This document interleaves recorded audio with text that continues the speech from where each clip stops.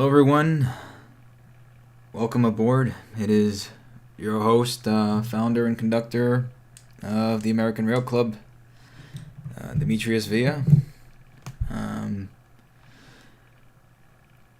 those of you who already have heard the news from a month ago, I wish that there could have been a better time that we could have met on different circumstances, but here we are. We are back, and I thank you all for your condolences. For a Chicago Rail fan, Bedris, David Mitchell, welcome aboard. Star Force, thank you. Thank you, Ivan. Hello, Adam. Things could be better. Let's put it that way. And again, Holly was someone that I don't think the club would be in the state that it is right now if it wasn't for her. That she was definitely a tremendous inspiration to myself and to others around her. Excuse me for tonight because I'm gonna be probably a little bit emotional. So I'm trying to make this a short stream, and by short stream I only have 1, 2, 3, 4, 5 tabs open. That's it. That's all we're doing. For those of you who don't know, I'm just read this real quick from Facebook. If you guys are not looking, let me see if I can go ahead and do this. So, again, with tremendous sadness and wrenching pain, my fiance, my loving wife-to-be, my soul and precious gift of God, Holly Evenson, was found dead in our home on August the 17th. We still haven't heard from the investigators yet, and the autopsy will probably come sometime in October, but I know for sure, at least have a good idea of what exactly happened to her. A combination of medication prescribed to her by her various doctors and psychiatrists were not working well. And me and Holly were working to get them off. Psychiatrists had other plans and other meds. And some people have said that, I shouldn't say this, but you know what? I believe the medical industry in this country needs to be held responsible for a lot that it has done in the past several decades, including very much right now. So most likely a combination of the medication prescribed to her caused her a lack of sleep, sleep apnea, hysteria, and panic attacks. And she was found dead in the home. We were taking, for what I was doing, I was going to be starting a new career in which I would be taking, for the first several weeks, I would be taking a week off of doing complete training over for this job and only have the weekends off to spend with Holly. So we were sort of doing a practice run of that, so I would spend some time with my family in Florida I probably wouldn't see them for a good bit, and Holly would be spending time with her family and grandmother, doing stuff that she always wanted to do, because she always wanted to be a stay-at-home mom, and we wanted to do that and have kids and as soon as possible. So we wanted to get off all those meds as completely as possible, because we knew they were poison, and she very much knew, for herself being a medical professional, that they were poison to her as well. So she just wanted to stay with her grandmother for the week, to do sewing that she loved to do and watch Monty Python and other British comedies, as well as be able to help out in the house and take care of the dogs, and that's what she wanted to do. Unfortunately, she got into a mental state where she wasn't aware of what was going on, and things started to tumble down, and she was found one morning dead with bruises all over her head and her body. And we know for sure that nobody did that to her. She was perfectly safe in the house, and she was not aware of what was going on at the time. Let me just continue over here. Holly and I met at a crossroads in our life. We were both going through very rough times in our life. I had just gone through a lot and just moved up to Indiana, and Holly herself got out of a terrible marriage and divorce. So we met each other, and we thought it was going to be, some sort of joke or one-time thing. And it turned out that it became a love at first sight, and it wasn't some sort of infatuation or anything like that. It was very, very much at a point that we wanted to live for each other and do everything possible for each other. We fell in love in such a way that neither Hollywood nor Hallmark could have written. Our first kiss was under the Soldiers and Sailors Monument on a cold March evening. It started to snow ever so softly, and a flake fell on Holly's lash. As soon as I brushed it away and we looked at each other's eyes, Holly put it best, as she always said, that the world moved under her feet. And the rest was history. We did everything together, racing cars on the weekends, long drives to the countryside. We hiked through Indiana's parks and forests. We played games from retro to modern. We see who could bench press the most. Holly never really won that at all. But you could always try, and it was always fun because she was a very strong woman, both physically and mentally.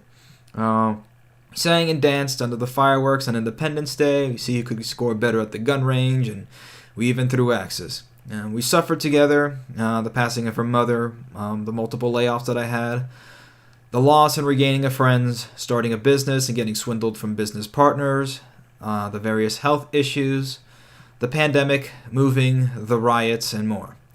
Most of all, we were humbled by life. Holly and I, all we wanted to do was serve Christ and our community and have a quaint cabin on the outskirts, brood of kids and 10 chickens and gardens. And we didn't want to be millionaires or keep up with the Joneses or heal the world.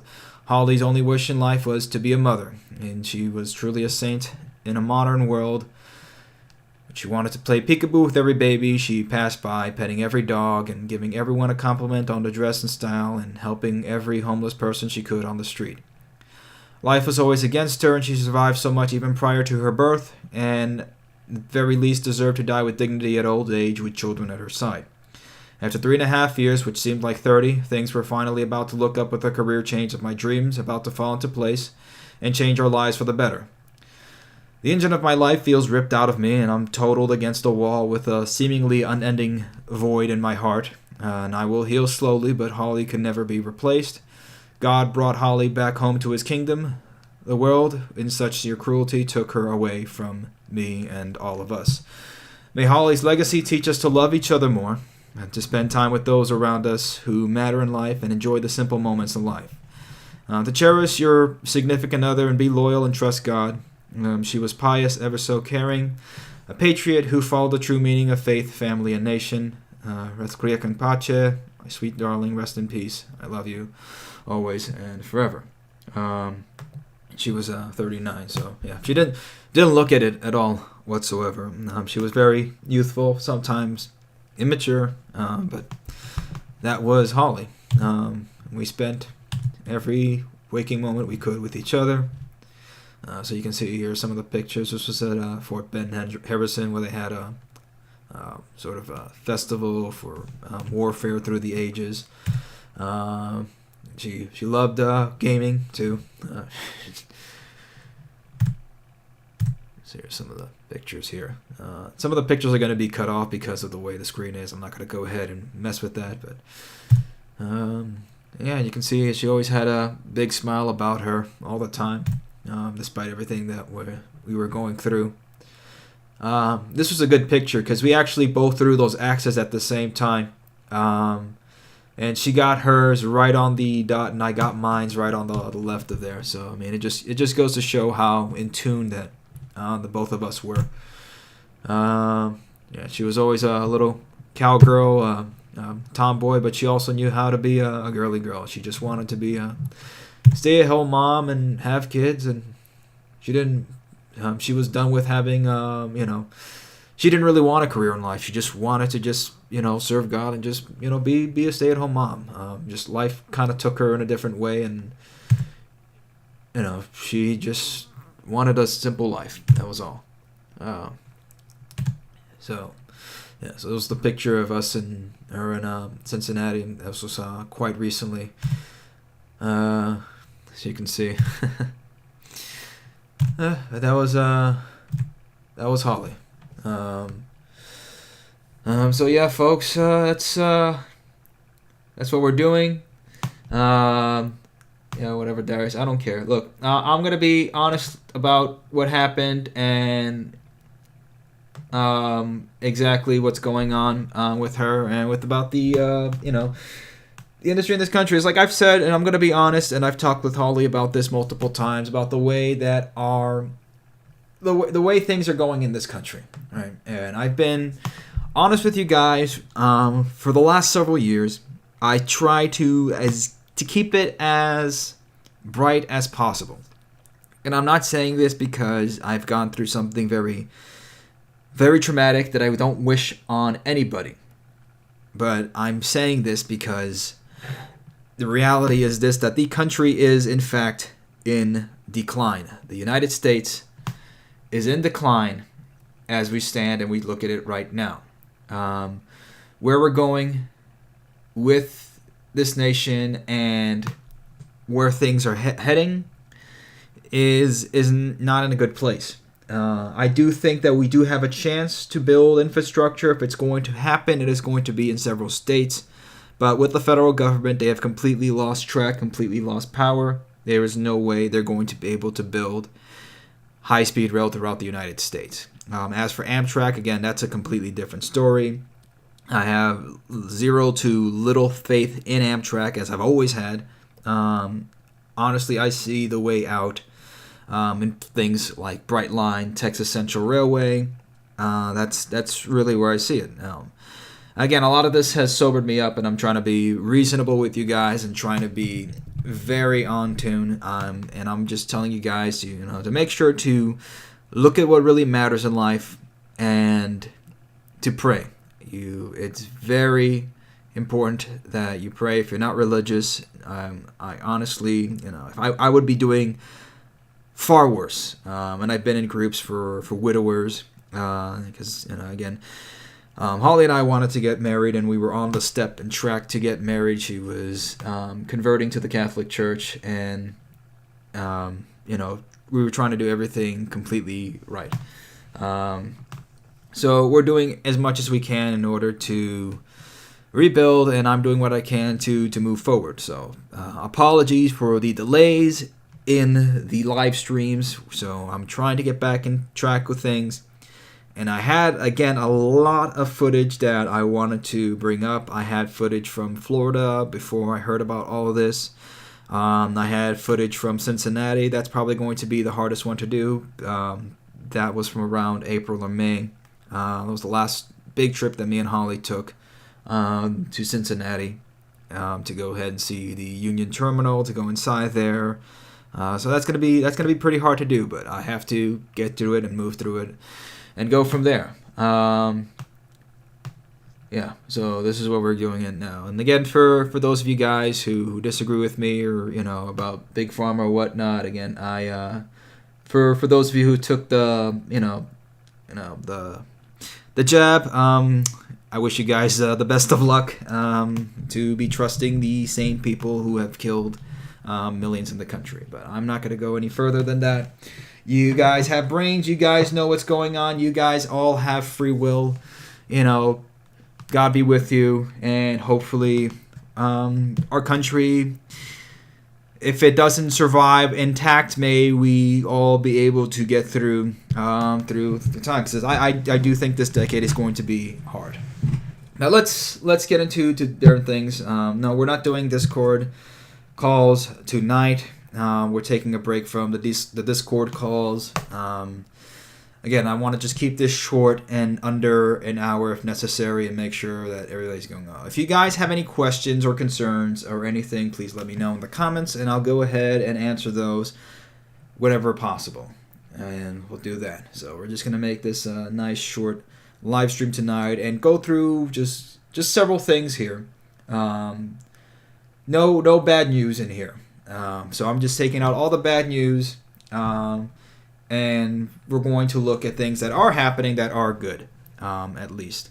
So we have two articles here out of Florida. We're going to look at what's going on in Florida. We're going to look at France and then we are going to look at why the U.S. needs high-speed rail. All right, so we're going to go through that. So let's go through this.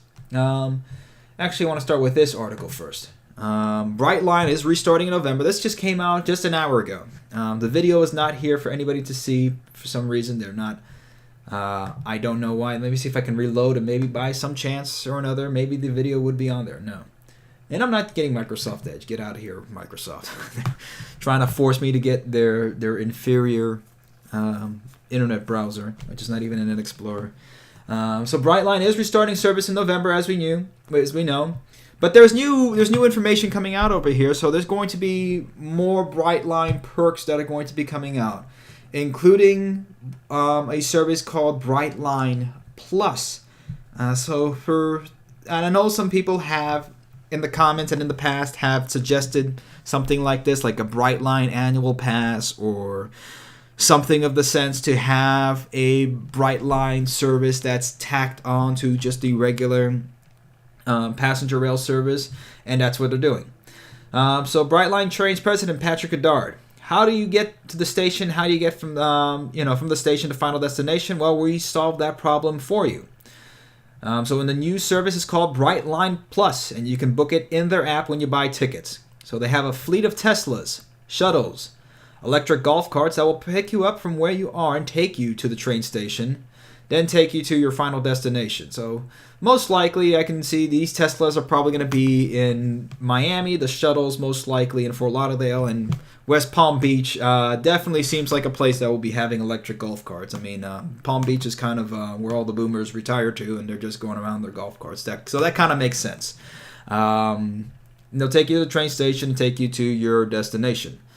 So Goddard says the first month of Brightline Plus will be free. Then they'll offer it at a reduced fare for a while to get people used to it, and says it will be less expensive than traditional ride shares. So that's a very good way of introducing it to the market, putting it at a lower price, if not for free, getting people used to it, getting people hooked on there, and having a marketable share of people who now have the service that have become sort of a part of their life, right?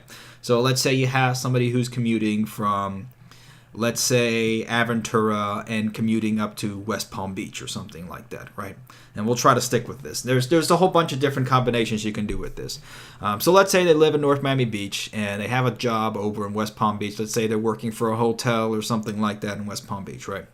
So they go ahead and they drive 5 minutes over to the station in Aventura. They get on Brightline.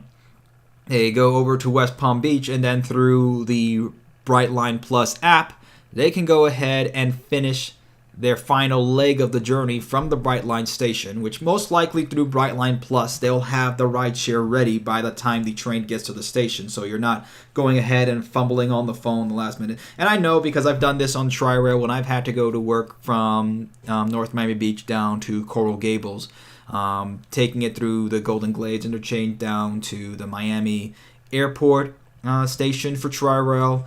And if the bus was usually late, or the bus usually wasn't there, or if the Tri-Rail was late, which happened a lot, plenty of times, and I missed the bus, then I'd have to go and get Uber. Or let's say that if I wasn't going to the office, because the office was usually along where the bus stops were, and I just went off the bus, went 2 blocks, and that was it.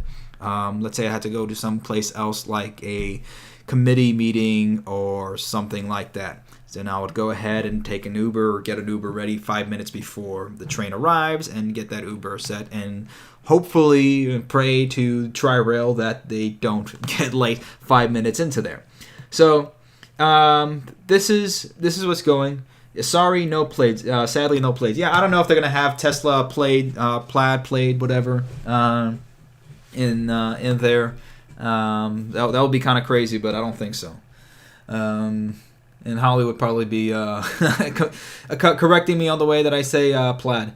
The train line is also gearing up for transport to the Orlando airport, which should be ready around the end of 2022. So we're almost a year away, guys, from Orlando. It's coming closer than you think. Meaning Brightline will be able to take you from Miami to Orlando with eventual stops in Fort Lauderdale, Aventura, Boca Raton, and some point possibly the Treasure Coast. So they are looking somewhere in the Treasure Coast to have the stop there. There are also plans for an extension to Disney Springs and Tampa down the road. Meantime, construction on the crossings continues, and Goddard said they are emphasizing that this is Rail Safety Week, telling people to stay off the tracks and not try to beat the trains. Well, Rail Safety Week is every week. Please don't try to beat the trains anytime. If you see train, don't get next to train. Train bad when it hits you. Train is good when you're on train, and train doesn't hit anybody. This is the way you kind of have to say it to people down in South Florida, and even then they won't understand. Or you have to tell them, ferrocarril, mal, or something like that. I don't know. They're not going to understand simple sentences down in South Florida. So the trains take 60 seconds to get through a rail crossing, and that's not a lot of time, and your life certainly isn't worth risking for 60 seconds. Yes, life is not cheap, guys. Please don't do anything stupid. And the world's getting crazier. That is another article that I forgot to get on there. I don't know if you guys want me to talk about it, but this came out recently that there's been more car crashes.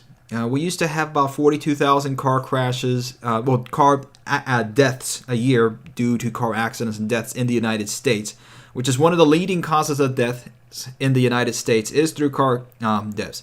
More than guns. And way more than guns when you count that the majority of gun deaths are through suicide. When you count for gun homicides, car accidents, deaths through car accidents constitute about 5 times more the amount of deaths.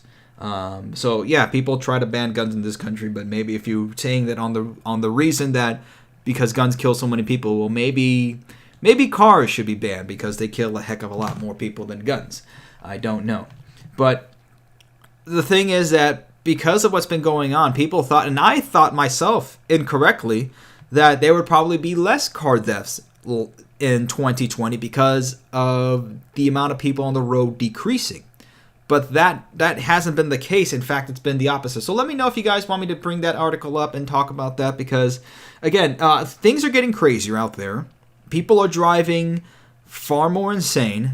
People are not paying attention. Again, there's some people that are saying that, it could be from, let's say, people being kind of having cabin fever from the last month, for the last year or so, or whatnot.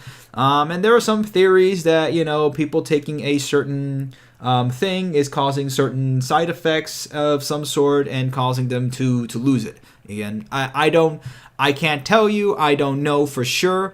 All I can say for sure is that people are getting crazier out there. So be careful on the road, watch where you're going, watch where everybody else is going, drive safely out there. It is dangerous. Yes, and speed is increasing too, guys. I've been looking at the news that people have been getting caught for speeding tickets that are way far more than most cops would be able to stop people for. But let's stick in Miami, in South Florida, and in the state of Florida, where it seems things of all places, of all the states in the United States, it seems Florida knows what they're doing when it comes to building high-speed rail or a passenger rail system that works, as well as transit-oriented development. Because another major problem in the United States is that municipalities, local governments, and state governments will go ahead and spend millions upon millions of dollars to build a ugly, modern BS station, either for buses or for trains, that's way too large, way too empty, and offers nothing in terms of transit-oriented development. Meanwhile, Brightline, owned under FEC and their parent company, Fortress, their investment company, Fortress, they understand that you need transit-oriented development, which is something that is done all over the world. You see this in Europe, all over places like in Italy, like in France, like in the UK, like in Germany. You see this in Japan. You see this in China. The rest of the world knows how this works. In the United States, used to be able to do this. I don't know if the trailer played for the last video that I did about the little dark age of American infrastructure. That meme's been going around. It has about 7,000 views or so. And I also forgot to say that we're at 42,000. I'm sorry. I wish we were at 42,000. We're at 24,000 subscribers, so we've passed that threshold. We've been going a little slow for the last year. And it's probably going to be a little slow given the circumstances. So let's give it time. And most likely what I'm going to start doing is start delegating and trying to expand the club so it's not just me doing everything. Holly was one that I really trusted in that, and she trusted a lot of people in the club to also be able to delegate to it. So I'm seeing if I can be able to respect her wishes. Well, I will respect her wishes and try to be able to delegate more in the club and be able to let others be able to do that. So you'll probably see Ruben do some things as well, and some other people be able to contribute to the club in terms of videos and all that.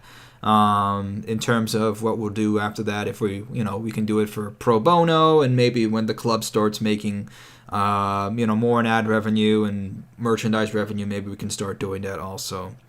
As well, we're not gonna have simps on here for American Rail Club. You're not gonna do things here for free. So we're gonna have some sort of we're gonna reward people with some sort of something. So that's what we're doing. So let's check into the comments over here before we get to the next article. Hello, Grambo. I'm alive. I'm doing what I can, and it's going to take time. And I understand that, it's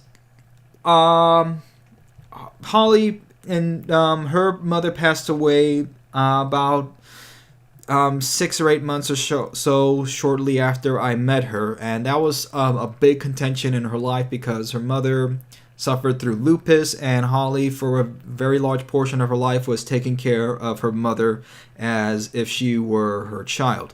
So that was a very big blow to Holly, and she wasn't really the same after that. And I always told her that, I'm sort of taking my own advice over here, I've always told her that, the people you love at some point are going to pass away and are going to die. And you have to understand that they're in a better place right now, that they've gone with the Lord, and at some point that we will go there to meet them as well. So live our life as best as we can in order so that we can go to heaven. Because a lot of people say, "Oh, everybody goes to heaven." I'm going to tell you right now, guys, not too many people go to heaven, especially right now. I'm going to tell you right now, if that's your goal, we got to do better as people. Because there's a lot of people not doing well. Again, what has Amtrak been doing this month? Not much. There's not much Amtrak news that I've gotten this month, at least. Again, I'm going to be very sparse on news. Holly did a lot of news grabbing for me. In terms of what's going to happen to the ARC Secretary 1 at gmail.com account, I'm still going to keep that. I'm still going to use that to keep getting in articles as well as suggestions and questions from you guys as well. So we'll keep that going. Yes, Darius did make a video, one of the older videos about high-speed rail and health and life expectancy, where countries that tend to have high-speed rail or better rail transportation tend to have higher life expectancies. And we know number one is Japan. In terms of a large country, I think Monaco is number one, but that's a city-state, honestly. Japan has, I believe, the highest life expectancy in the world of around 83 years or so. And of course, they have probably the best transportation system in the world. So it definitely is a correlation. Okay. So let's look over here in Miami and Brightline. So the parent submits renderings for 2 83-story downtown Miami super towers. And if you've seen the older videos, like back in 2015, you see that they've been rendering and planning to have these sort of super towers right next to the Brightline station. That's what they've been calling them, the super towers. So they are proposed to rise 83 stories, or 848 feet, with 2,007 residential units, 1,003 in the South Tower, 1,004 in the North Tower, 49,634 square feet of retail space. So they're going to have a mall in there as well. So 25,250 square feet in the South Tower, 24,000 in the North Tower, 2,136 parking spaces. And again, hopefully we don't need that many parking spaces because you don't want a building to turn into just a giant parking lot. There's one in Hollywood, Florida, if you guys have seen the Jimmy Buffett Margaritaville Hotel, which is basically as boomer as you can get, baby boomer hotel as you can get. There are more parking garages than there's actual hotels. So it's the parking garage goes away all the way up to here, and then there's the hotels, like 4 stories of hotel. It's kind of insane. So the developer says the design has also been updated to improve connectivity to the metro rail, incorporate ride sharing such as Uber and Lyft, provide more open space and green space in order to create a higher quality development for residents and visitors to downtown. So they've attained $200 million in additional financing secured by Super Tower Properties, among others. The renderings included in the submittal are labeled as a massing study.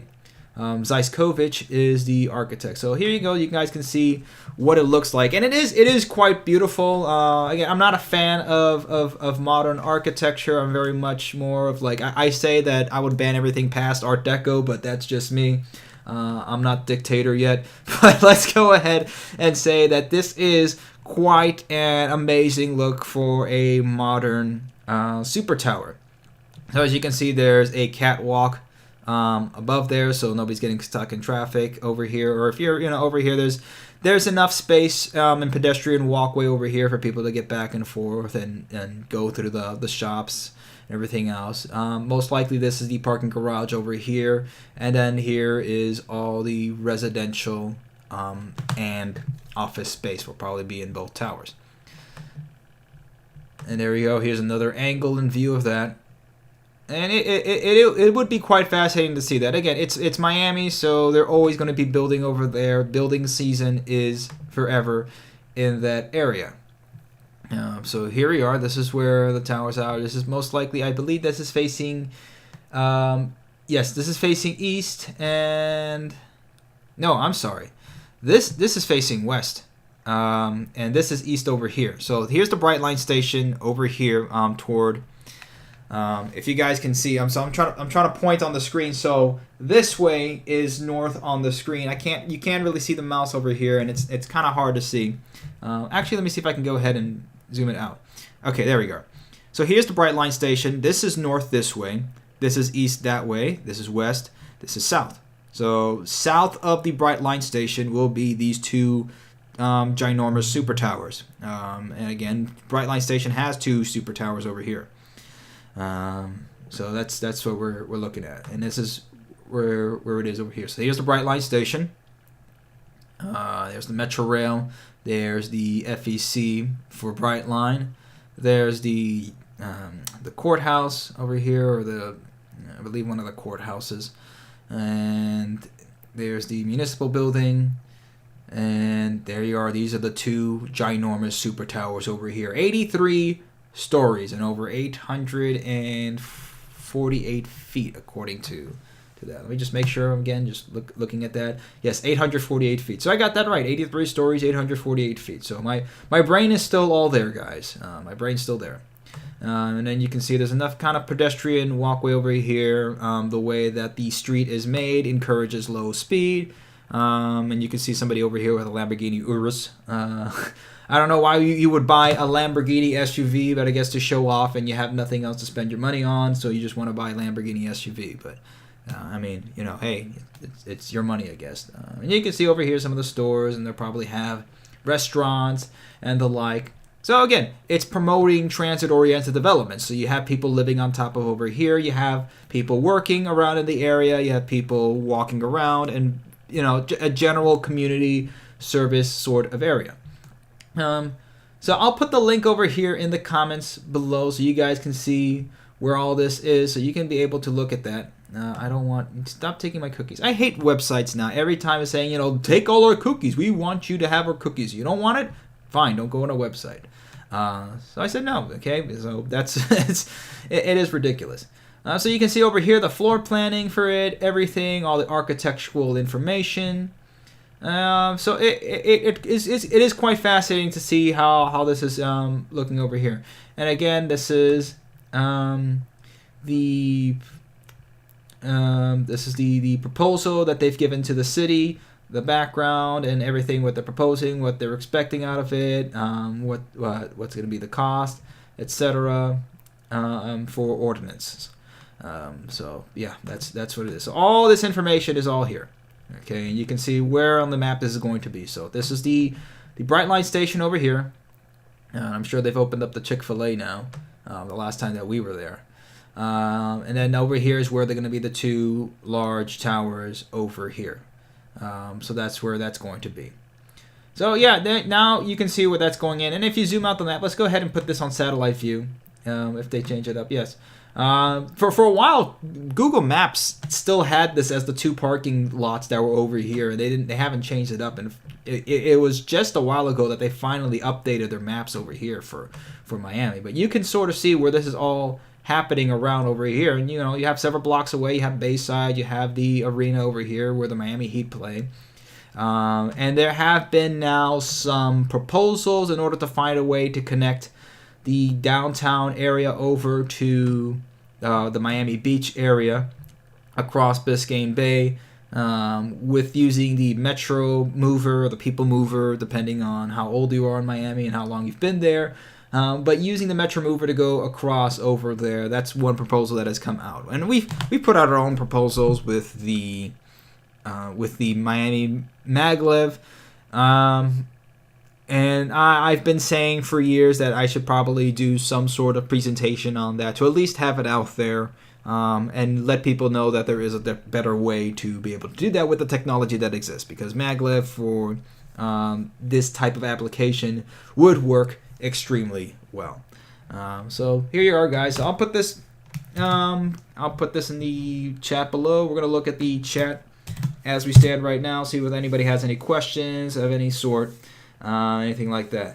If you guys want to clip something, yeah, sure. Bring back Greek and Gothic architecture. I agree. I believe, look, Roman architecture and Greek architecture has been around for thousands of years, and we still use it. So it goes to show you why fix what isn't broken. It works, it's beautiful, and it's functional. So it provides all sort of things. Now, I don't know if you're going to have, giant columns over here and stuff like that, but, it's what it is. Let me see. Hey Demetrius, TC missed you. We were sending condolences for what happened to you and Holly. Thank you so much, Highcast Infrastructure. Ban everything but Art Deco and another one to be determined later. I think everything, up to Art Deco, Beaux Arts, and architecture in the 1940s or so was pretty well. The 1950s architecture, I would say it was okay, but it didn't last past the 1950s. And it kind of fell off the wayside over there. It's like, it's nice and cool to be, retro about it and whatnot, but I think a classical architecture and style really does inspire a lot of people. I mean, look at what happened to Penn Station. That was a classical art style. With massive columns, very much a Greco-Roman, very much inspiration to it, and it was a beautiful station. And unfortunately, they got rid of it for a piece of garbage, modernized 1970s, ugly piece of garbage, modern Penn Station that's over there right now. That leaks. It's ugly. It feels like a rat hole. Nobody likes that station. It was an awful decision. That's what it is. Yeah, there also needs to be a uniqueness of it while keeping the aesthetics of it. Yeah, that's the thing. Aesthetics are important, guys. Art Deco, Miami Vice for everyone. Yeah, it's Miami, and you would think that Art Deco would be much more prominent. And everybody says to me, it's like, oh, does everybody listen to synthwave over there? It's like, I wish people listened to synthwave in Miami. You think they would? You think that would be an actual aesthetic over there? All right, so let's look at what's going on in another part of the world over here. And the TGV, Train Grand Vitesse, at 40 years old, the new version of the iconic high-speed train is launching in an era of global rivalry. So this came out within the last week or so. So almost 40 years to the day since the first TGV rolled into service from Paris Gare de Lyon, the new generation of France's iconic high-speed trains was unveiled by President Emmanuel Macron, Mr. Jupiter over there, Little Jupiter, at the same station on Friday. Its 40th anniversary and the arrival of the TGV-M comes as the race to produce the best high-speed railway heats up around the world. So I don't know if this shows you guys, but for those of you who don't remember, Alstom and Siemens are coming together to a corporate partnership in order to compete with China's massive rail company CRRC. And of course, China has taken a lot of designs from the... Well, here's the thing. Because some people say that they stole the designs or they took the designs from the Germans and from the Japanese.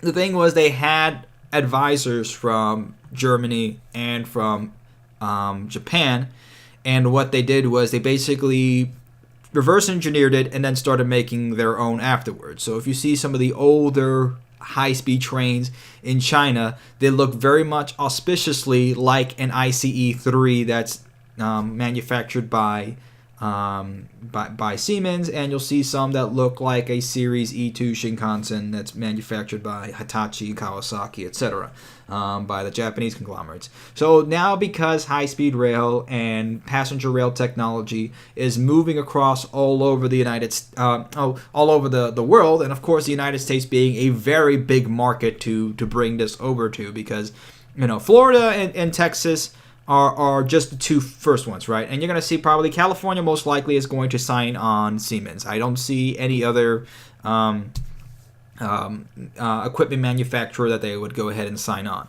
But we're probably going to see it other places, for example, like in the Midwest, most likely, where these are going to spring up. As we've seen, Amtrak has pushed a new idea to connect Indianapolis now to Cincinnati and Louisville, because they understand that Indianapolis, being in such a central location in the Midwest, can be able to connect to all these different cities that are less than 300 miles apart. It doesn't take that long to go ahead and go to some of these cities.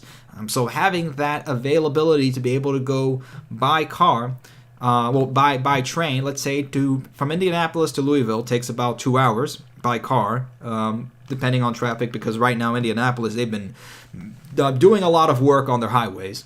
But let's say it takes two and a half hours. By train, it would take less than an hour, probably 45 minutes. To get to Cincinnati, it's another 2-hour drive. That will probably take about an hour or so. And then to Chicago, of course, Amtrak currently takes 6 hours. 6 hours at the very least to get to Chicago. Which is why people, and I've had discussions with this with John, who's Holly's brother, and I call him my brother-in-law, because again, we were going to get married soon, me and Holly, so he's like another brother to me.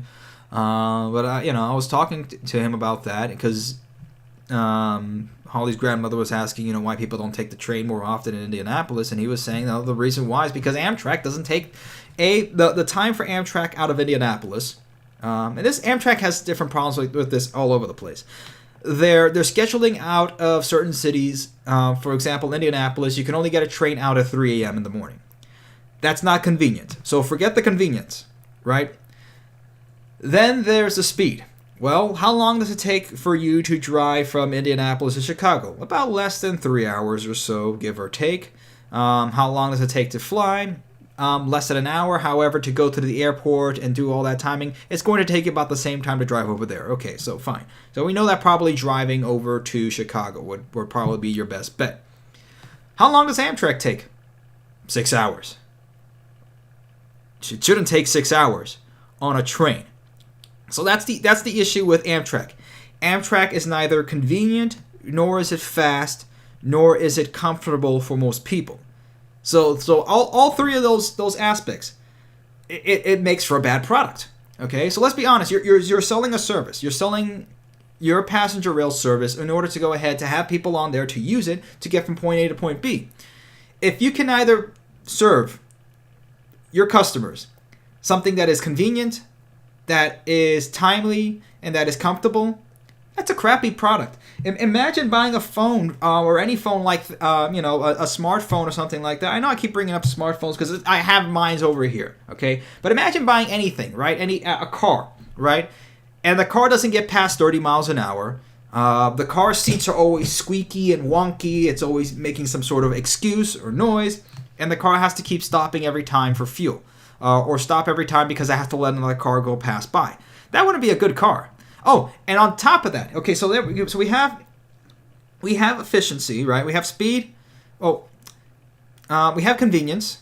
So Amtrak is not convenient. Amtrak is not efficient in terms of timing, and Amtrak is not affordable. To get a ticket between Indianapolis to Chicago is actually more expensive than driving your car over there. Now, give or take, yes, a car is expensive to go ahead and buy as an outset, but a lot of people already have cars in the United States. So Amtrak is not really providing a service that is either efficient, is either convenient, nor cost effective, which is why people don't use Amtrak in the United States, unfortunately. So unless Amtrak can just focus on just those three things, it would fix a lot and work around that. So there are 2 daily services due to the state not willing to match Amtrak funds. And the state of Indiana did have the Hoosier, the Hoosier service, passenger service, several years ago run by Iowa Pacific Holdings, which was a private company. And that service actually did better than Amtrak. Now, they hired on Amtrak personnel in order to serve as crew on the train, because there's really nobody else that knows how to run trains in the United States or passenger rail except for Amtrak, unfortunately. But the train service was far more on time. They had working Wi-Fi on the train, and the equipment was better than what Amtrak had, and it was more comfortable. So people actually used that more often. And I've said for years, even before I came to Indiana, and I wasn't planning on coming to Indiana or anything like that. I just thought it was an interesting story before when I was living in Florida, and then when I came to Indiana, I'm like, oh, this is interesting. So, yeah. Why do some Midwest rail lines have a speed limit? It's because of a lot of the ties are still wooden ties on some of the rails in some more rural parts of the Midwest. They haven't upgraded them to concrete ties, so that goes down. The speed limit goes way down to 40 in some areas. And, of course, because freight railroads, despite not having the priority to run their services on the rails when there's passenger rails, they still do it anyway. Now, Amtrak has been getting a little bit better with that, and Amtrak has been trying to bring out better services. But again, we'll see. We know the problems of Amtrak. We're just reiterating them to make sure that everybody knows what is the issue with Amtrak. And then let's look at what the rest of the world is doing. So that was a big detour from that. The first engine of the new train, which will not officially enter service until 2024, in time for the Paris Olympic Games. Hopefully the 2024 Paris Olympic Games don't become the 2025 Paris Olympic Games because of a certain sort of coup. Was first presented at a press conference on May 26th at the Belfort factory in eastern France. Compared to the previous versions, the stylistic evolution is obvious.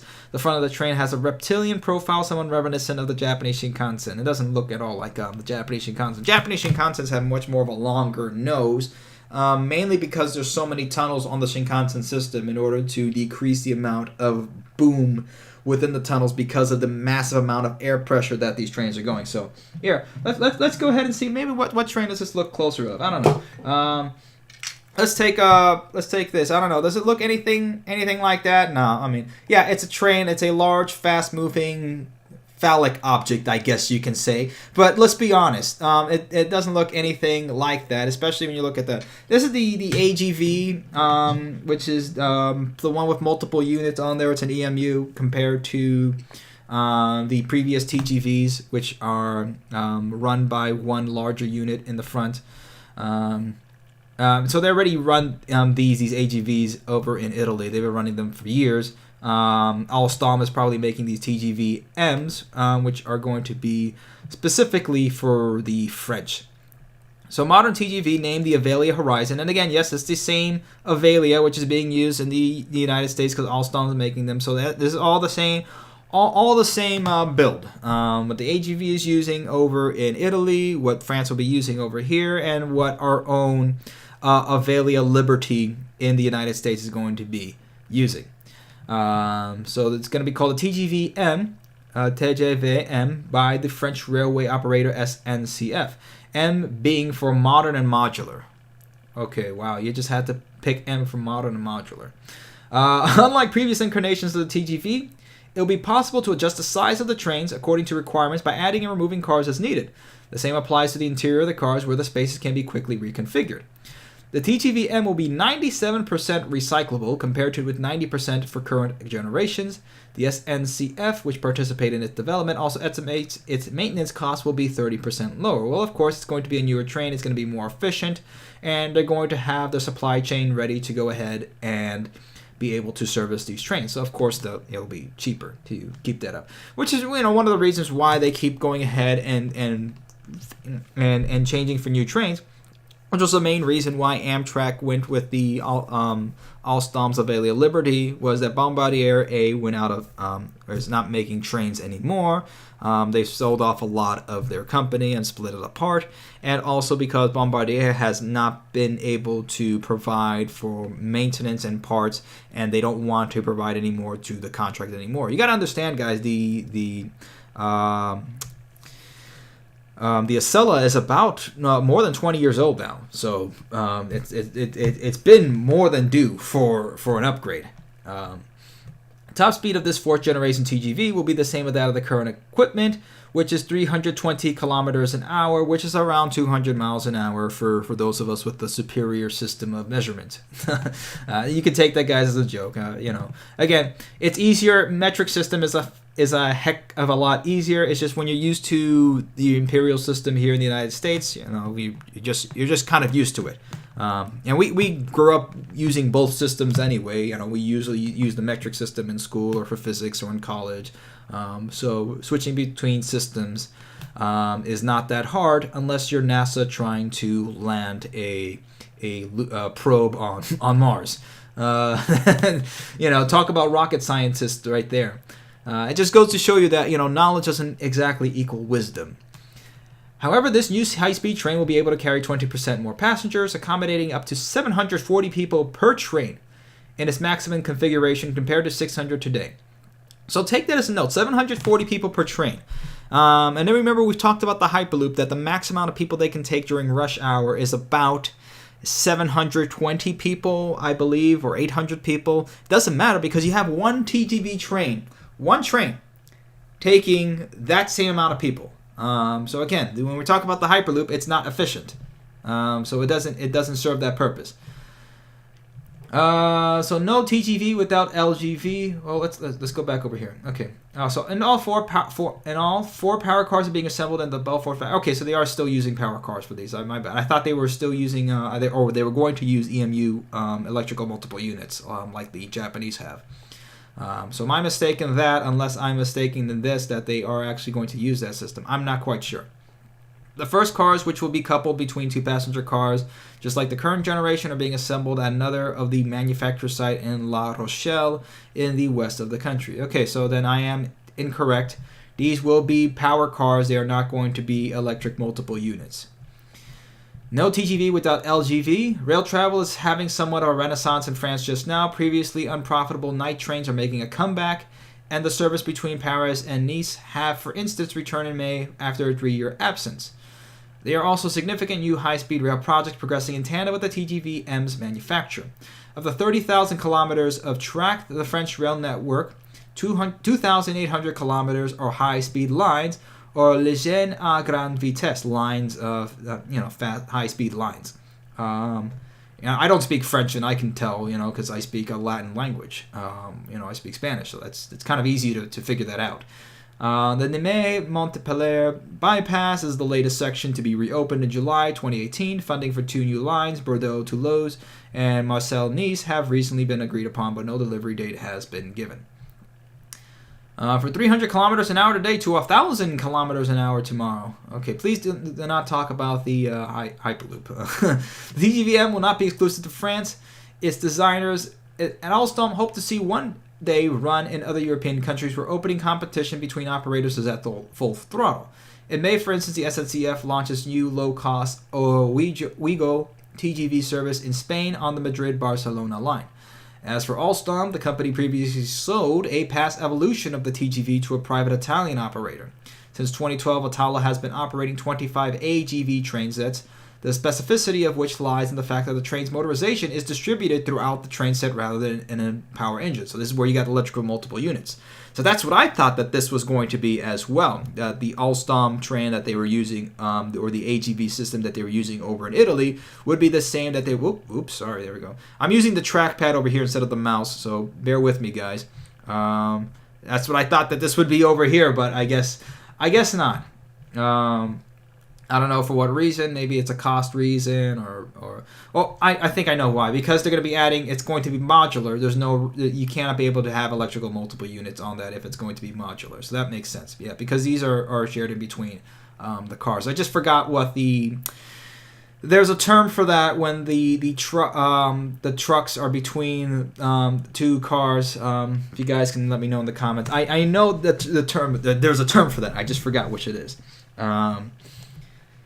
So yeah, so this is pretty interesting to see. So look, as you can see, it goes in talking about Bombardier with Talgo, Canadian manufacturer partnering with Ansaldo Breda to produce the ETR 1000, which Ansaldo Breda made a pretty terrible train before that, which we will not speak about.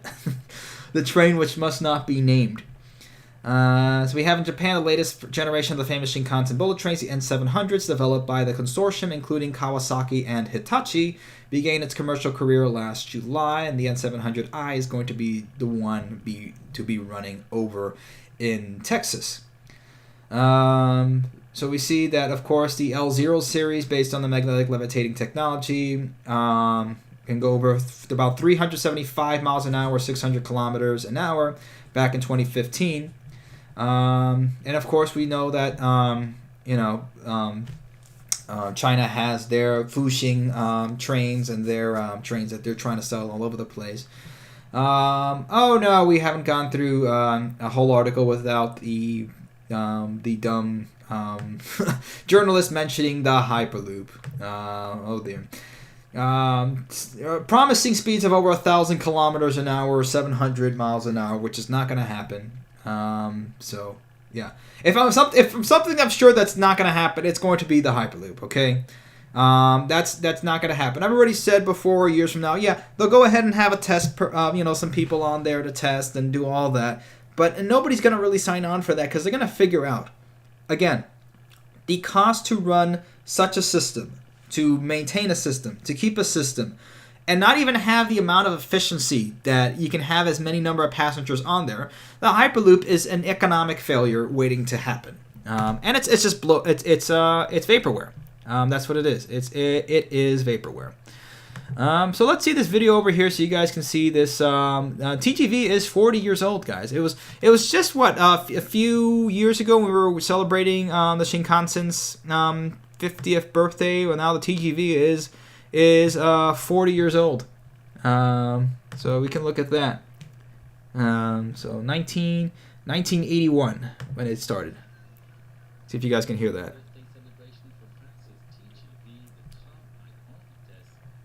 Let me see if I can put this through this desktop audio. Here we are. I got an idea. There we go. Let's change the audio output, and now you guys can hear it. Gave his support to the state railway SNCF.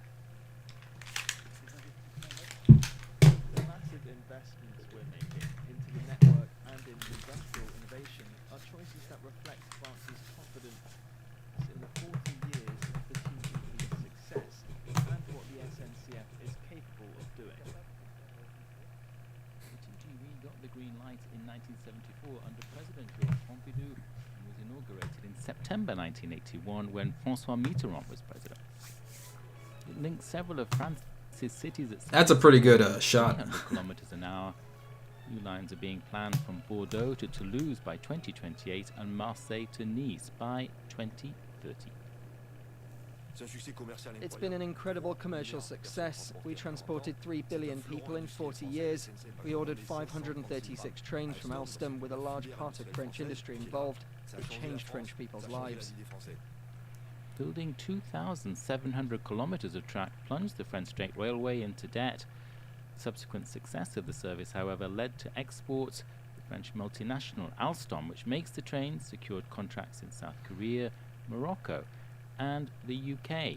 Again, I want to say something that the commentator said over here, that the trains, or the way that France was building the trains, got them into debt. So we've seen in other countries where you can do it in such a way that it will be able to amortize all your debt, like we've seen in Japan. They built the Shinkansen system, and within 10 years, the system paid for itself, to the point that the Shinkansen system was paying for other systems that were not making nearly as much money, or not making anywhere break-even profit in order to do that. So there is a way that you can be able to go ahead and make money through high-speed rail. Again, it's a very much a mass misconception and a blatant lie to say that high-speed rail or passenger rail and passenger trains in general make no money. Even Amtrak's own Acela breaks a profit. The old Northeast Corridor makes a profit. It's the rest of the lines that have a lot of running costs and not as many passengers in order to break even a profit. That's where Amtrak is not making money. And that's where most... Look, and the thing is, roads don't make money. You pay for them in your taxes. You're always paying for roads. Roads are always going to be a sunk cost, and you always have to keep maintaining roads over and over again.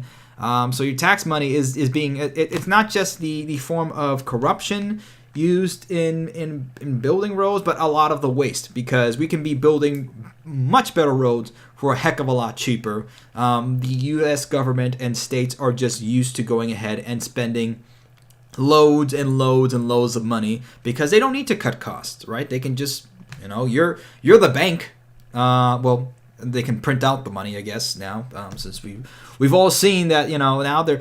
I don't know if you've seen the news that now the Fed is trying to mint a platinum coin that's worth $1 trillion, so they can just, make like 30 of these and say, oh yeah, the debt's paid off. It just goes to show you how much our money is worth in the United States, which is why I'm saying, prepare for this decade, like that meme says, I know things are bad now, but things are about to get way worse. That's the way things are going now. But there are some lights at the end of the tunnel here, well, the proverbial train tunnel over here. So, maybe some states will have it better than others. I don't know. So let's. Okay, all right. So you guys are having troubles hearing the video. Sorry about that. But again, I'll put a link so you guys can be able to see this below. In the comments and be able to see that on your own time, or if you want to see it now.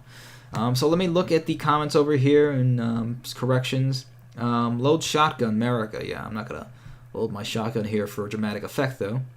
Yes, that's how you say Shinkansen. Yeah, so we have Asunaro D over here. Shinkansen, which basically means new trunk line, Shinkansen. So there's your little Japanese lesson for all of you guys out there, for all the Baka Gaijin out there like me that are not Japanese, who have learned Japanese and haven't practiced Japanese in such a long time. So what will it take for Amtrak to have hourly service from city to city? It's going to take a lot of political clout and for Amtrak to get themselves going. Now, we see it in the Northeast Corridor. They do have more or less hourly service between city to city. It's about getting demand in order to have that running. Let me see what other questions. If electrifying rail lines south to DC, then freight railroads need to use electric locomotives. Again, that all depends. That's going to be quite expensive. The Hyperloop will happen, just not on Earth. The Hyperloop's not going to happen. Not even on Earth. Read the 3 books by Peter Zahan. They were very good, and they give a small glimpse of what we should expect. That's a whole different story here. Federal Reserve, the IMF, the World Bank are everything wrong in the world. Well, there's a lot wrong in the world, but they're very much on the top of what's wrong in the world. So let's go on what we need to do right in the world, right? Or what we at least need to do right in the United States. So this is kind of a doozy of an article, but we're going to go through here and go through either some misconceptions and all of that. And here's our friend's high-speed rail map over here that's been going on. That's been gone on for like the past 10 years now. Why the U.S. needs to get track with high-speed rail. So this is from August 24, 2021. Again, I haven't been on in a good month or so. So I have a huge backlog of articles and stuff to go through. So we'll have another live stream on Saturday to go through more articles and stuff like that. So we'll try to keep things going up and on pace. And again, I'm trying to find a more stable job so I can be able to go ahead and at least have some sort of income coming through. That kind of fell by the wayside after Holly's passing. So that job opportunity that I had was no longer available because they thought that I would not be in an emotional state, most likely. That's what I'm suspecting. I'm not quite sure. That I'm not quite sure on. I'm quite sure what happened to Holly. I'm not quite sure what happened to the job prospect that I had. They most likely thought or suspected that I would not be in a good emotional state after doing that. They were actually surprised that I went in for the interview after what happened. But anyway. All right, so in the $1 trillion infrastructure bill passed by the U.S. Senate, just $66 billion were proposed for rail infrastructure over 8 years, $39 billion for public transit over 8 years. Well, the $66 billion is mostly going to Amtrak. To get a sense of these numbers, Alphabet's revenue, Alphabet is Google's parent company, or they're basically just Google. You know, Google just wanted to make another shell company of their shell company of their shell company of their shell company. Revenue in a single year, 2020, was over $180 billion, and they most likely paid less taxes than you or me. I'm not kidding. I think Amazon paid less taxes than the average American. The American Society of Civil Engineers rates U.S. transit infrastructure at a D-, with the backlog of transit projects at $176 billion and the backlog of passenger rails at $45 billion. It's probably more than that because that ASCE study was a while back. This public investment is vital for maintaining and upgrading the existing rail structure, yet the allocation still falls short of building out a competitive high-speed rail network. Even as corporate net zero pledges and climate funds abound, there seems to be little attention paid to investing in electric rail. I agree with that. Shipping is having its moment with bankers pledging to help decarbonize the sector. Electric cars and trucks are viewed with increasing optimism by major automakers. Even aviation, one of the most difficult modes of transportation to decarbonize, has been having breakthroughs in electrification and zero-emission efforts. That's not going to happen. You're not going to see electric planes going about because it's very inefficient. If you've seen some of those concepts for those electric planes, they don't go very fast. And they take a lot of energy to run. It takes a lot of energy to get that massive amount of weight off the ground. Keeping it up in the air, not as much because it can glide, but getting it off the ground, that's, especially with the weight of batteries is more than jet fuel, okay? I was going to make a joke, never mind, because it's September. I was going to say something if lithium could melt, never mind. Well, that's a whole different story, guys. But again, what about rail? As a soft indicator since 2018, there's been literally one article per year on rail on Green Biz. Well, you guys gotta catch up then. What are you doing? Well, I guess they're doing more articles than we're doing on our Medium, so we can't. I guess they're ahead of us on that end because our Medium for the last several years has been kind of collecting a lot of dust. High-speed rail lines that can be used for both passenger travel and freight service are generally categorized by speeds of at least 200 miles per hour, providing convenience, safety, lower environmental impact, and higher community benefits when compared to driving. We all know this. At these speeds, high-speed rail service exists in 20 countries, except America. The United States has 0. And yes, look, could the Excel Express and the Avalia reach 200 miles an hour? That's not a problem. They can reach 200 miles. They can reach 200 miles an hour. The problem is that they can't. They're not able to because the infrastructure is so worn out in the Northeast Corridor. averages only 66 miles an hour. That's the Acela, even though it's not high speed. Amtrak claims by traveling by the Amtrak NEC train produces 83% less carbon emissions, and driving alone up to 73% less than flying. Yeah, that's not at all surprising. Japan is home to the first high-speed rail system known as the Shinkansen or bullet train. Well, technically new trunk line, but okay, we understand. We're all Bakagaijins here, which began in 1964. France was the next economy in line. By 1981, France's first high-speed rail line was created between Paris and Lyon. China is home to the world's largest high-speed rail network. And look at this. China is about, land mass the size of about the United States. Population by far, they're far more. And we're not asking to have high-speed rail like this, because that will be ridiculous in the United States to have this, because we don't have mega cities that are, close to 20 million people or more, that are, about 100 or 200 miles away from each other. So that wouldn't make any sense, right? It would make sense in cities, with cities that we have, have a population of about, more than 1 million people, 5 million people, etc. Within 200, 300 miles of each other, and connect that, like places like in the Northeast Corridor, like in the Midwest, like, throughout California, like in Texas, and like in Florida, and some of the Southeast. So that's where it makes sense, okay? Connecting the entirety of the United States is basically a fool's errand, and that's not going to happen. And if we keep thinking that's going to happen through the federal government, we're wasting brain cells and time. Okay, so let's be honest, and let's figure out and put our brain powers and our efforts to what's going to work, guys. Okay. So the article keeps going on over here. Barriers to high-speed rail are numerous in the United States. The obstacles include local NIMBYism, construction cost overruns of previous rail plans, and laws that disadvantage the majority public interest and place small municipalities at the center of power of what are state and multi-level infrastructure decisions. There's again, to have the majority public interest, it's more or less that there's disinterest between the small municipalities and the state and multi-level infrastructure decisions. They're not working together. So I disagree with that, and I know because I've been in it and I've seen it for years. I've worked with lobbyists. I was a lobbyist assistant for a pretty long time, so I know. Amtrak, known as the National Railroad Passenger Corporation, is a national rail operator that operates more than 300 daily trains in the U.S. and Canada. However, Amtrak operates most of its network, around 70%, on tracks owned by other railroads. China's high-speed rail success was built on getting many things right that the U.S. has historically gotten wrong, including large public investment, exercising powerful right-of-way laws, rapid build-out, forecast travel demand planning, and low fares, and also low wages and slave labor. So that's how China got that right, I guess, right? Again, are the things that China got right when they built their high-speed rail plan? Yes, they built out the trains. They got it done within a decade, right? During the Obama administration, so from the start of the Obama administration, right, is about when China started building their high-speed rail line, around 2007, 2008, right?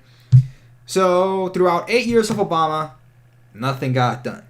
China, by the time, by halfway or a little bit more than halfway through Obama's second term, they already built more high-speed rail lines than the rest of the world combined and doubled, right?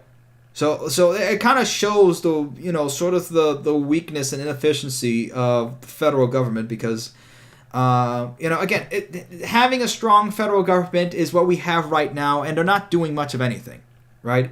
It's really up to the states. When you look at the United States, we're really a union of states, which means that we, in our own separate states and regions, are far more responsible for what happens in our states, okay?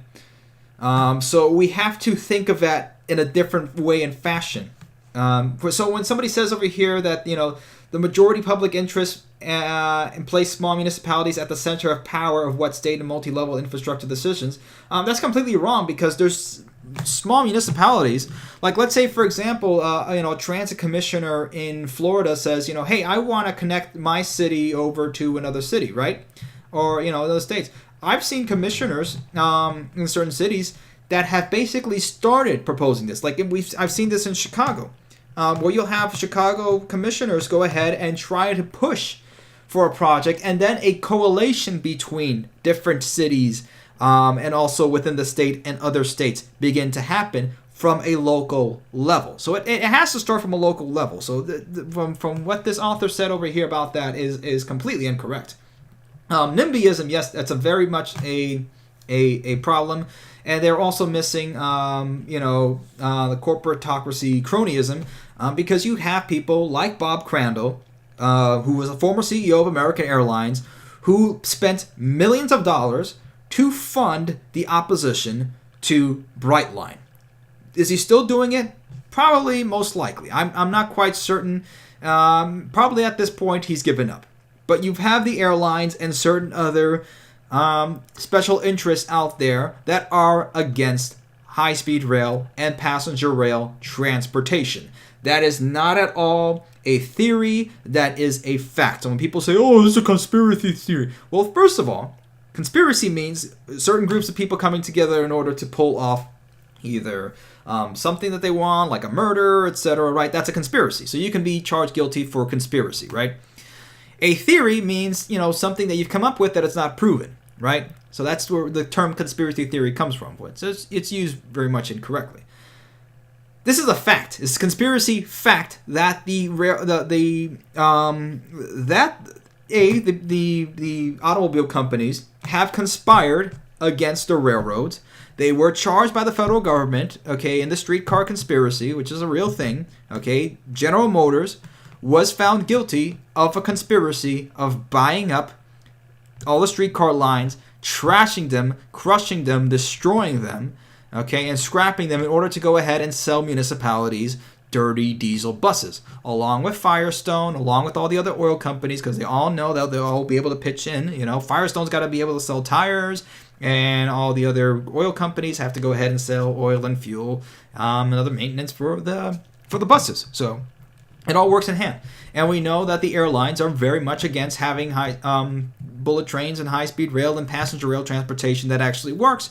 Because if you have passenger rail transportation that actually works, then you end up something like the Northeast Corridor, which has very little travel between certain cities, where 70% of people are using rail and Acela in order to go between New York City and D.C., right? So that's what they're afraid of. Because the short-haul market is the biggest source of revenue for American airline companies. All right, so we know that. So we all know the benefits of high-speed rail. We're going through the choir over here. High-speed rail networks also reduce operating costs, accidents, highway congestions, greenhouse gas emissions, as some air and auto travelers switch to rail. As poverty rises in U.S. suburbs, just the suburbs, poverty is rising everywhere. Everywhere. And here's the other thing. There was an article that came out. I gotta find it because it was on a newspaper article. And people say that the unemployment rate is going down. Okay, that we're in single-digit unemployment rates. The way that the unemployment rate is calculated within the United States is complete bogus. The real unemployment rate is far, far higher. And I guarantee you, because there was an article that came out of the labor participation rate between males in the United States, of working males between the ages of 21 to the ages of 40. So working males, 60% participation. What does that mean? That means 40% of working, able-bodied male Americans are not working. 40%. That's a lot more than 6%.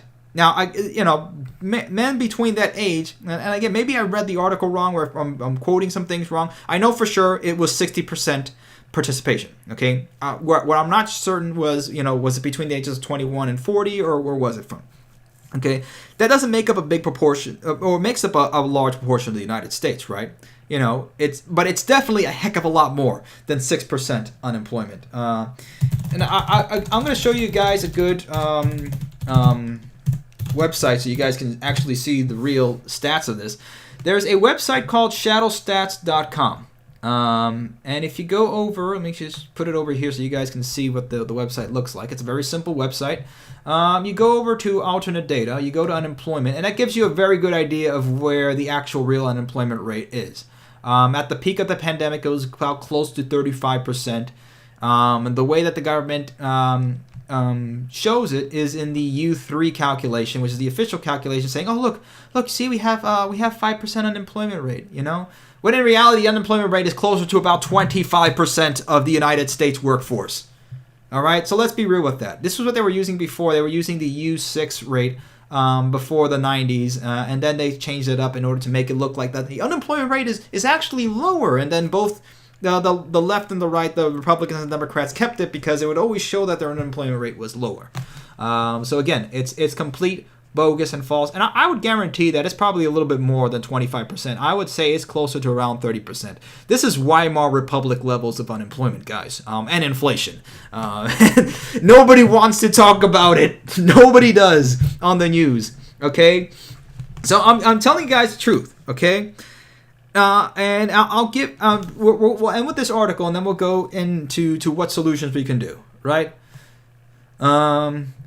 So let me see. According to engineer and historian Henry Petrosky in The Road Taken: The History and Future of America's Infrastructure, the delays caused by traffic congestion alone cost the U.S. economy over $120 billion per year.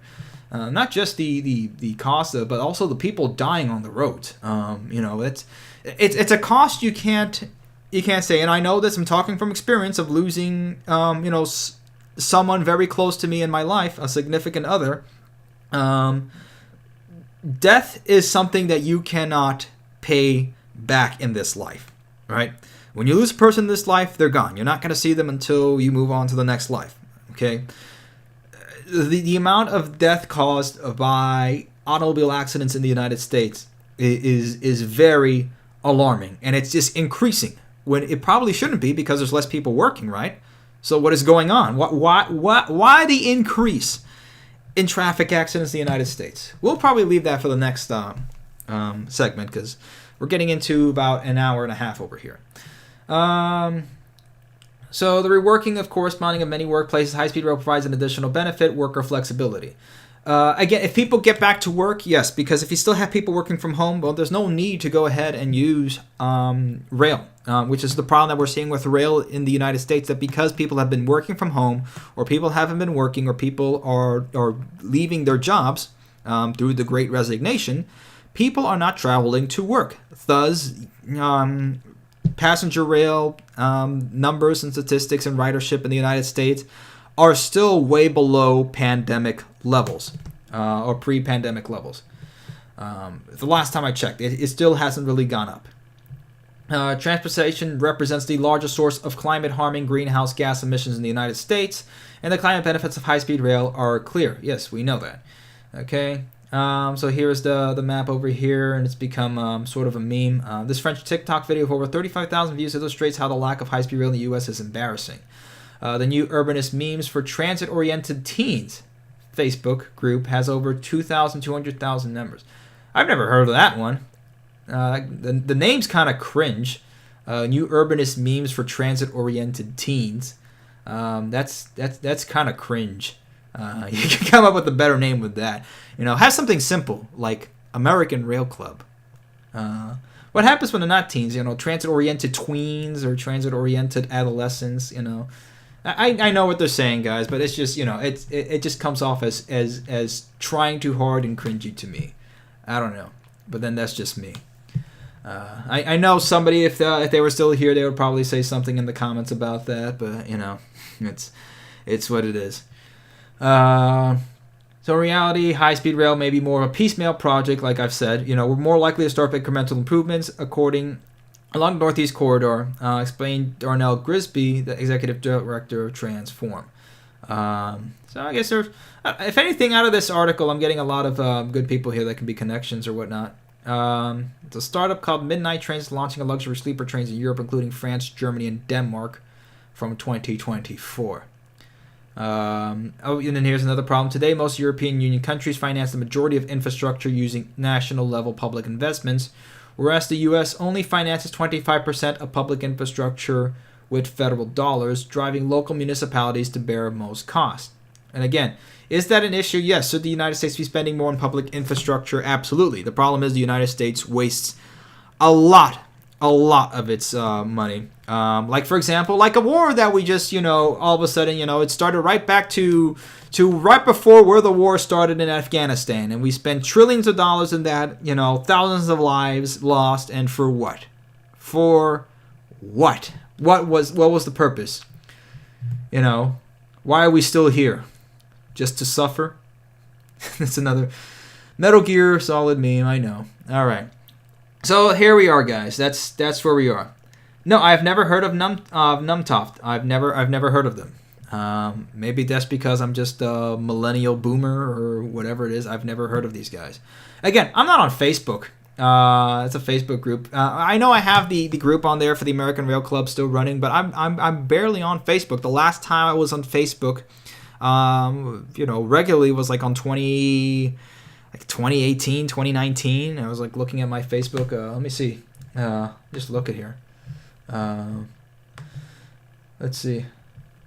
Yeah, last time I posted anything was 2019, and then the last time I posted something was August 23rd on about Holly. This is when we got engaged on Christmas.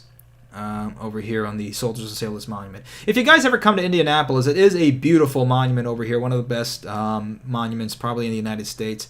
It's gorgeous. The architecture on there and the statues and impressions on there, showcasing the history of the pioneers of the Civil War in the United States. It's quite beautiful. It just really goes to show you something.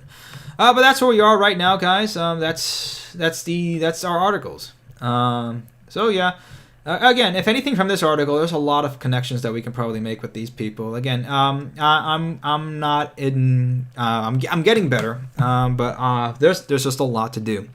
And Holly honestly did a lot for me in order to get myself in order and to be consistent, because she always said that I always had some sort of an artist's mind, that, unless I was very much inspired to do something, that I wouldn't do it. And then when I want to do something, I'll be working literally day and night to do it. I would be up at around, 5 o'clock in the morning working on something that I started working on, probably at 5 o'clock, in the afternoon, and be working on it until I fell asleep on the chair, and Holly would pick me up and get me over to the bed. It's going to be hard to do that, and I'm going to need, help and support in getting this done. But we will get there, guys, because we are a club, and we are doing that, and we are very much grateful for having Holly in all our lives in order to make this happen. Because if it wasn't for her, the club would still probably be called the High Speed Rail America Club, because she always said that the name was too much of a mouthful, that I needed to change it to something else. And I said, yeah, I agree. We got to change it to something else. So we both came up with the name American Rail Club, and I started just going up from there. And she's always been with me through the two biggest videos that we have on the club right now, currently, as of this date, September 22nd, 2020. I was about to say 1920. 2021. I don't know. I kind of wish maybe it was 2021. I mean, 1921, not 2021. But the two biggest videos on the Shinkansen on the Hyperloop, Holly was with me, doing all that. I was up late, and she would come over and, give me tea or, give me some snacks and stuff like that. So we're forever grateful for Holly, for what she served over here in this life. And she is still praying for us, for our lives, and praying for us up in God's kingdom. So guys, pray for Holly, for the repose of her soul. Pray for our country, because we need it, and pray for all your families too, and yourselves as well. So let's get into what we need to do, and very short, because I did a video about 2 years ago of what we need to do to build high-speed rail and better passenger rail infrastructure here in the United States. The video is still very much relevant, okay? But I'm saying for you guys what you need to do, okay? Start, saving money. Don't be spending so much, right? If anything, these last several years have made me far more humble than I was before this, right? So I'm suggesting you guys, don't be leasing cars, okay? You're gonna buy a car, buy a used car if you have to, right? Don't be spending so much money on a car, okay? Don't be spending so much money on going out to eat, and start learning how to take care of yourself, okay? Learn how to cook, learn how to do things for yourself, okay? Take care of your body, work out, exercise, all that stuff, right? Okay, because when you exercise your body, you're exercising your mind, and you're making yourself a better person. Okay, you're gonna feel better. You're gonna do a lot better. Trust me. Okay, because I've always worked out all my life. Been working out a heck of a lot more. I've taken a break because of Holly's passing, but I've been starting to get back into it. So we'll get better at this, guys. So you need to, guys, take care of yourself. Okay, and again, look, if you have a job, or if you're working somewhere that's minimum wage or whatnot, that's fine. Just work and just going up and climbing the corporate ladder is not life. Okay? Having a career is not life. Okay? Faith comes first, family comes next, and the nation comes after that, right? Because your nation our country is our extended family here. You guys are the extended family here on the American Rail Club. Okay, we care about our nation. We want the best for our nation. Okay, so climbing the corporate ladder is not, it should not be a facet of your life as much as you would think it'd be, right? Because there's so many women out there, and there's so many men out there that maybe all they just want to do is just be a family, be a father and be a mother, right? Because you're gonna go ahead, you're gonna get your degree, and then you're going to be doing PowerPoints and Excel sheets for retards. Let's be honest, okay? Some of these people that I've worked with in these corporations are not the best, they're not the brightest, and they're not looking out for your best interest, okay? They're just kind of in it there for themselves, and yeah, they'll have their families and all that, but that's it. That's kind of their life, okay? When somebody dies at work, because I've known several people that die at work, that position will be taken within 2 weeks. They'll find somebody else, okay? Your career is not your life, okay? Your community is more important than your career. Your family is far more important than any of that, okay? And your faith comes first. So, let's focus on the things we need to. There's a good comment here by Clarissa Parker. I absolutely agree with that. I can't say it out loud over here, but if you guys are watching on the replay, you can see that, okay?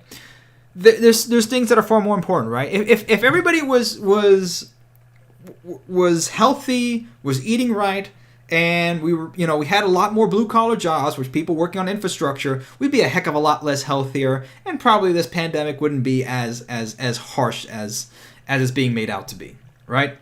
Yeah, exactly, guys. People are going to die in terrible ways, and this is a wake up call for all of us, right?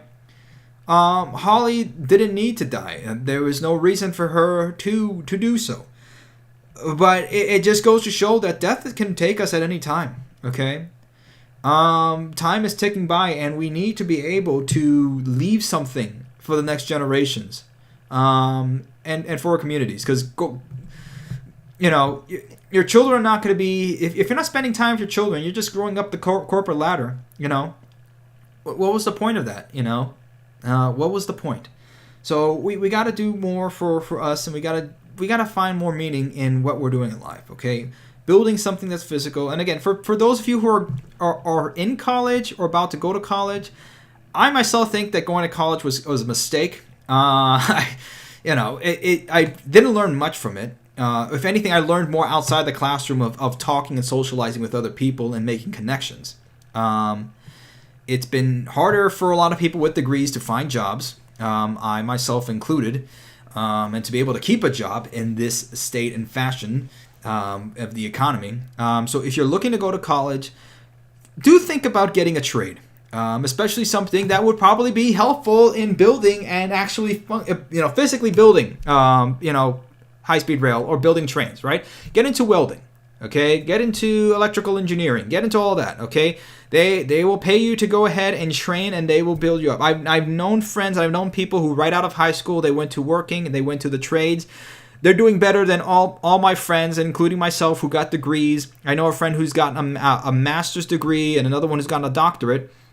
And they're working jobs where I was getting they were getting paid, or they're still getting paid less than what I was getting paid in some of my analyst jobs. So it just goes to show you guys, you really got to rethink where life is going, especially in this current economy. College was a mistake. So if you guys are in college now, right now, be thinking of that. I don't know. Maybe you can be able to go ahead, if you're not too far in. Maybe just find a trade, go into a trade, or right after college, go into a trade. It will pay off your loans probably and most likely, and go through all that. So, think of what you gotta need to do, guys. Yeah. I'm interested in industrial design, same career profession as Raymond Loewy, Henry Dreyfuss, and Otto Kohler. Yeah, and again, if you're doing things like that, like industrial design, think about that. Do you need college for this? Can you learn this online? If you know somebody in the field, let's say this, okay? So Pensy Fan 19. Let's say you know somebody who's in industrial design, or maybe you can be able to go to conferences and see people in industrial design. If you can learn it online, or if you can learn a lot of it by yourself, or through reading books and other people, because that's basically all college does, right? You just basically pay, $4,000 per semester. Well, at FIU, you'll be paying $10,000 a semester to have basically a babysitter give you chapters to read in a giant book that you paid $300 for, to go ahead and do questions and answers that they'll have their TAs, their teacher assistants, to go ahead and grade. They don't do anything. Let's be quite honest about modern college today. It's a joke. Certain degrees are not even worth the paper they're printed on. I absolutely agree. So look at what you're doing, guys, and see if maybe could I do this and learn an online, and then go up to somebody that I know or that my family knows and say, hey, I know about this and this and design. Is would you take somebody like me and be able to have me in the company? You can pay me less or something like that. Does this look like something that you would pay for, or that you would pay the services for? Do that. There are some degrees that you will still need, okay? Yeah, you will need an engineering degree for some things, okay? I agree. But don't get a degree in political science, There are some business degrees that you may need. I would say you probably don't need business degrees, in a sense. Or even, let's say, physics and math degrees. Because you can do all that online, right? Engineering degrees, and again, there are still very few degrees that you need. And of course, if you're going to become a doctor, you absolutely do. You require a degree. The same thing with becoming a lawyer. You require a JD. So there are some things that do have that barrier to entry. Okay, for that we understand. But I'm telling you guys to rethink what you're doing with your lives and make sure that the path you're taking is not going to be something you're going to look at 10 or 20 years or 30 years down the line and be like, gosh, I wasted time, or this isn't working. Because we don't even know where we're going to be 5 years down the line, the way things are going over here in this country. All right? So think about that for yourselves, guys. This is, wisdom that I'm imparting on to you. Wisdom and knowledge I'm imparting on to you. Yes, I'm only 27, but I've been through a lot. Even before Holly's passing, I've been through a lot in the years of my life. So I'm imparting that knowledge and wisdom onto you, okay? To be careful about what you're looking at, and pick something that you're going to feel fulfilled in, okay? Most men are going to be more fulfilled in doing physical labor or doing physical jobs. Sitting in front of a computer under fluorescent lighting, working with a whole bunch of, kind of like, soy boys in the workplace and stuff like that, may not be fun for you, okay? It may not be a fun job for you, all right? So think about that.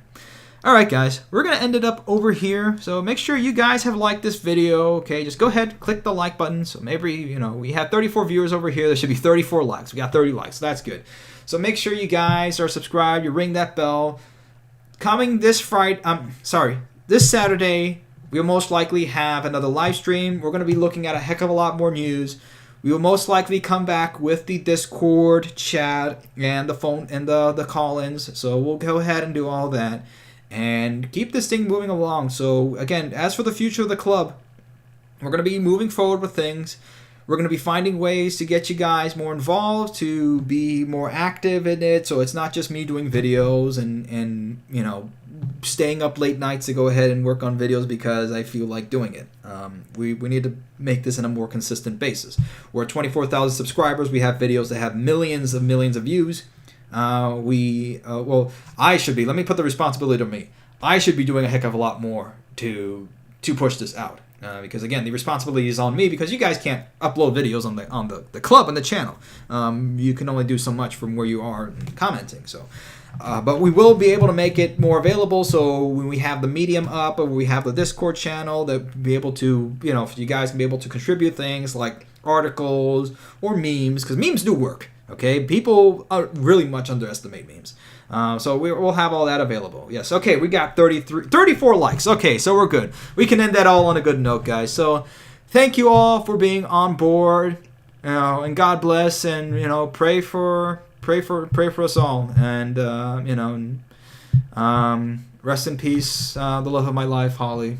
You know, I will never forget you, and depending on where things go, you know, I'll probably see you later on down the line. Hopefully, much later on down the line. I don't know. I gotta do what I'm supposed to be doing here on this planet, and you know, hopefully impart that. So, God bless you guys.